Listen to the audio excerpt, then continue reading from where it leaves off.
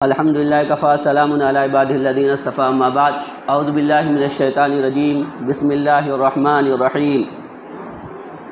انما التوبۃ علی اللہ للذین یعملون السوء بجہالة ثم یتوبون من قریب فاولئک یتوب اللہ علیہم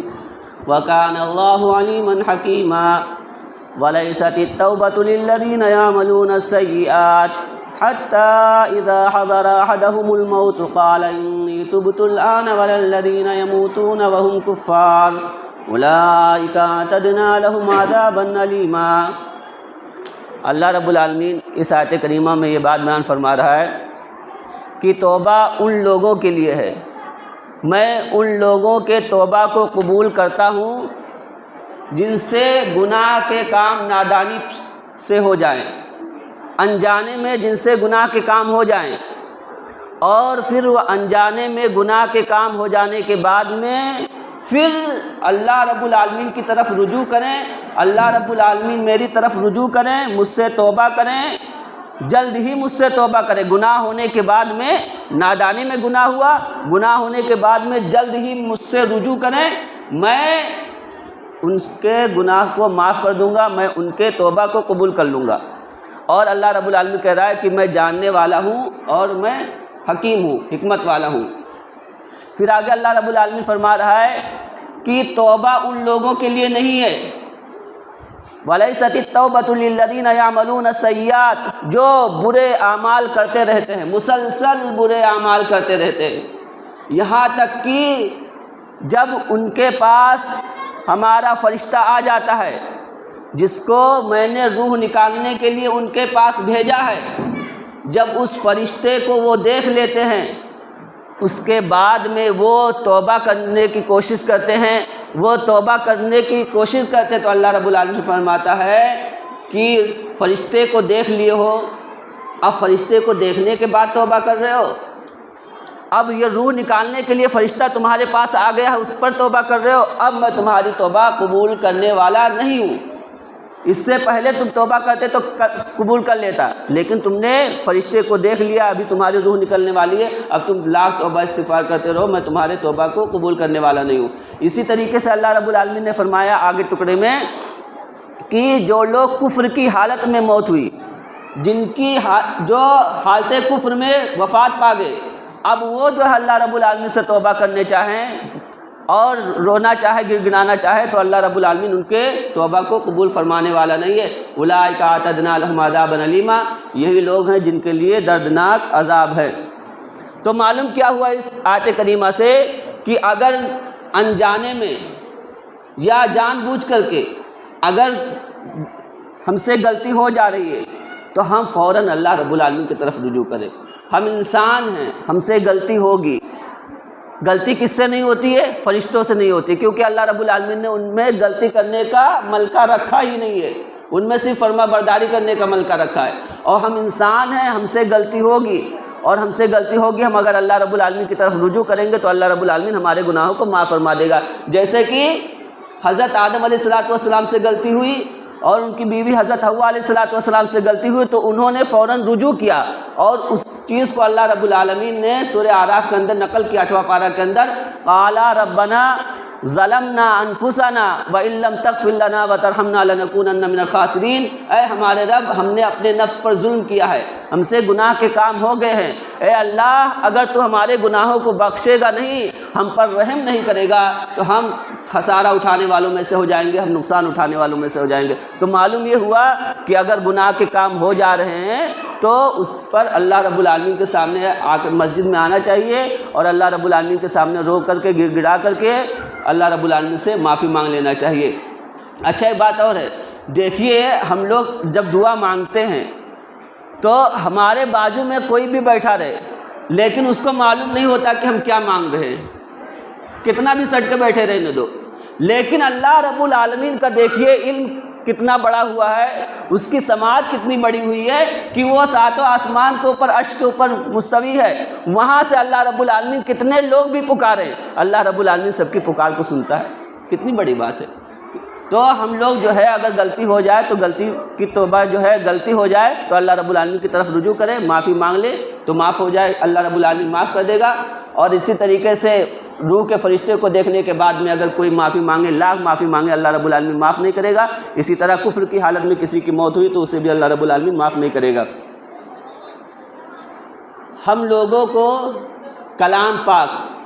کبھی کبھی کسی سے کہنا چاہیے کہ ہمیں سناؤ، ہم کلام پاک آپ سے سننا چاہتے ہیں، یہ کیفیت ہمارے آنی چاہیے، کیونکہ اللہ کے رسول جناب محمد رسول اللہ صلی اللہ علیہ وسلم کا اس طریقے پر عمل ہے۔ اللہ کے رسول جناب محمد رسول اللہ صلی اللہ علیہ وسلم نے حضرت عبداللہ ابن مسعود رضی اللہ تعالیٰ عنہ سے کہا کہ آپ جو ہے مجھے کلام پاک پڑھ کر کے سنائیے۔ حضرت عبداللہ ابن مسعود رضی اللہ تعالیٰ عنہ حیرت کرنے لگے، اے اللہ کے رسول صلی اللہ علیہ وسلم، میں آپ کو کلام پاک پڑھ کر کے سناؤں؟ کلام پاک تو آپ پر نازل ہوا ہے، آپ سے تو ہم سیکھتے ہیں، اور آپ یہ کہہ رہے ہو کہ مجھے پڑھ کر کے سناؤ۔ اللہ کے رسول جناب محمد رسول اللہ صلی اللہ علیہ وسلم کہتے ہیں کہ میرا یہ دل کہہ رہا ہے کہ میں کلام پاک جو ہے کسی دوسرے سے سنوں، اب تم سنانا شروع کرو۔ تو اس سے یہ معلوم ہوا کہ کسی سے دوسرے سے جو ہے کلام پاک سننے کی خواہش کرنا یہ بہت اچھی بات ہے کہ آپ کلام پاک پڑھیے، کچھ ہم سنتے ہیں۔ تو اس کے بعد میں حضرت عبداللہ بن مسعود رضی اللہ تعالیٰ عنہ سورہ نساء پڑھنا شروع کیے، جو آج پڑھی گئی ہے، سورہ نساء پڑھنا شروع کیے۔ سورہ نساء پڑھتے پڑھتے پڑھتے آئے اس آیت پر، فَكَيْفَ إِذَا جِئْنَا مِن كُلِّ أُمَّةٍ بِشَهِيدٍ وَجِئْنَا بِكَ عَلَىٰ هَٰؤُلَاءِ شَهِيدًا۔ اے نبی کریم صلی اللہ علیہ وسلم، اس وقت کا منظر کیسا منظر ہوگا کہ جب ہم ہر امت سے ایک گواہ لے کر کے آئیں گے اور آپ کو تمام لوگوں پر گواہ بنا کر کے لے کے آئیں گے۔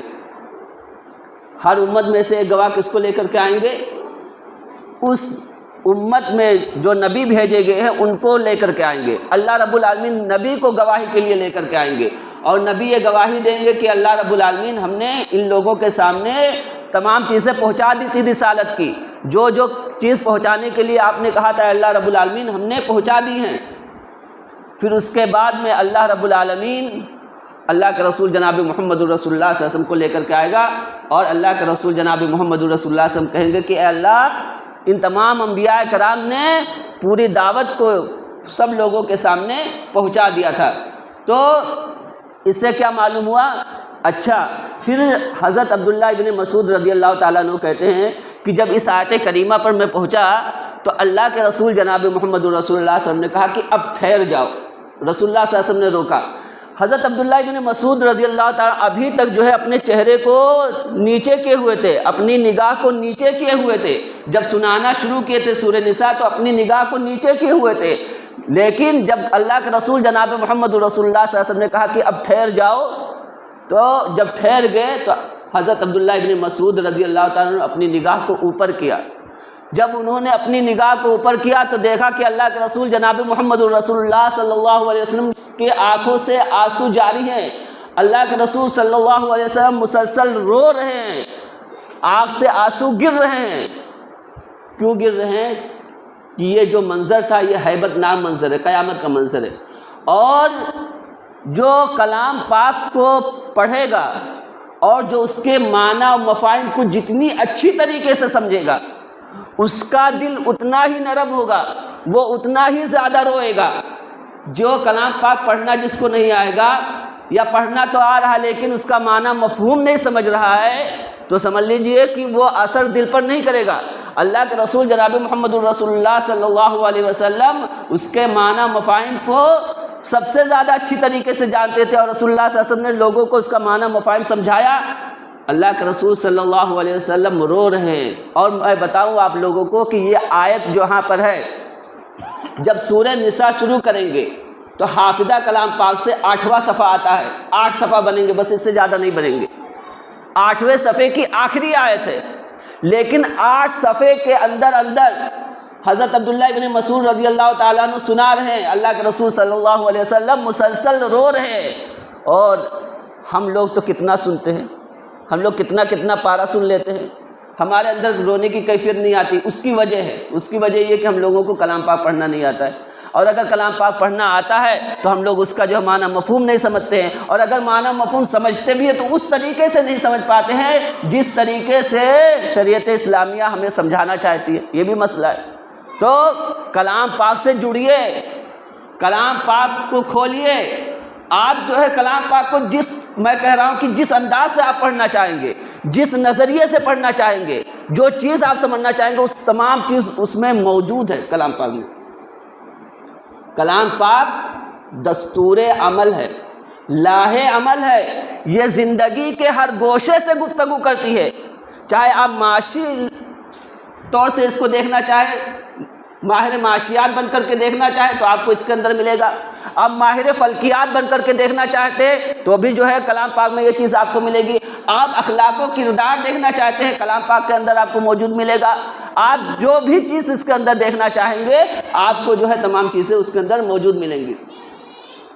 اللہ رب العالمین کلام پاک پر ابھارتے ہوئے کہہ رہا ہے افلا یتدبرون القرآن ولو کان من عند غیر اللہ لوجدوا فیہ اختلافا کثیرا۔ لوگ کلام پاک میں غور و فکر و تدبر کیوں نہیں کرتے؟ لوگ کلام پاک میں غور و فکر و تدبر کیوں نہیں کرتے؟ اگر یہ اللہ رب العالمین کے علاوہ کسی دوسرے کی طرف سے آیا ہوتا تو اس کے اندر کثرت سے اختلاف موجود ہوتا۔ کلام پاک میں کہیں اختلاف موجود نہیں ہے، یہ اس بات کی دلیل ہے کہ اللہ رب العالمین نے اس کو نازل کیا ہے اور اس کو اللہ کے رسول جناب محمد رسول اللہ صلی اللہ علیہ وسلم پر نازل کیا ہے، اور یہ کتاب جو ہے حق کتاب ہے، اس کے اندر کوئی اختلاف نہیں ہے۔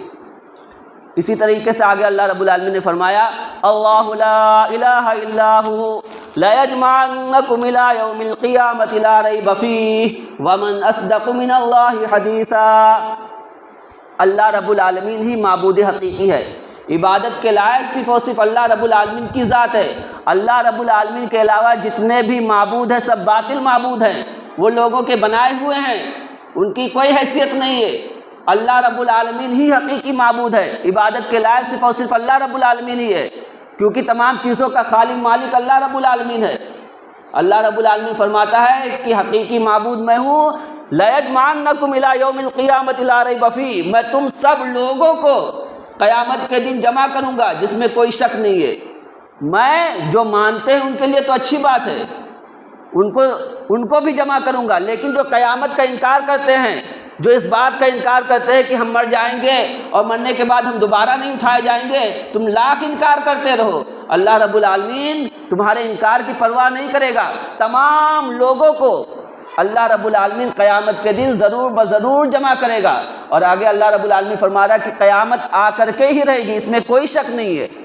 قیامت میں لا کر کے ہی رہوں گا۔ جس کو اچھی لگ رہی ہے اس کے لیے اچھا ہے وہ نیک اعمال کرے، اور جس کو بری لگ رہی ہے اس کے لیے ابھی موقع ہے کہ وہ سدھر جائے، میں قیامت کو لے کر کے ہی آؤں گا۔ وَمَنْ أَصْدَقُ مِنَ اللَّهِ حَدِيثًا، اللہ رب العالمین فرما رہا ہے کہ اللہ سے زیادہ اچھی گفتگو کون کرے گا؟ اللہ رب العالمین سے سچی گفتگو کس کی ہوگی؟ سب سے زیادہ سچی گفتگو اللہ رب العالمین کی ہے۔ اللہ رب العالمین کہہ رہا ہے کہ میں سچ کہہ رہا ہوں کہ میں حقیقی معبود ہوں، میں قیامت کو لے کر کے آؤں گا۔ اللہ رب العالمین سے دعا ہے کہ اللہ رب العالمین ہم لوگوں کو زیادہ سے زیادہ نیک اعمال کرنے کی توفیق عطا فرما، اور ہم لوگوں کو برائیوں سے معاف فرما، آمین۔ ہم لوگوں کی برائیوں کو معاف فرما، آمین۔ اے اللہ رب العالمین ہم لوگوں نے ابھی تراویح کی نماز پڑھی، اس نماز کو تو ہم لوگوں کے قبول فرما، آمین۔ اے اللہ رب العالمین ہم رمضان میں روزے رکھنے ہیں، اللہ رب العالمین ہم لوگوں کے روزوں کو قبول فرما لے، آمین۔ اے اللہ رب العالمین جب تک تو ہم لوگوں کو اس دنیا میں زندہ رکھنا، ایمان کے حالت میں زندہ رکھنا، اور جب ہم لوگوں کی موت کرنا تو حالت ایمان میں موت کرنا، آمین۔ تقبل یا رب العالمین وتب علینا انک انت التواب الرحیم، وصلی اللہ علی خیر خلق محمد وعلی آلہ وصحبہ اجمعین برحمتک یا ارحم الراحمین۔ سبحانک اللہم وبحمدک اشہد ان لا الہ الا انت استغفرک واتوب الیک۔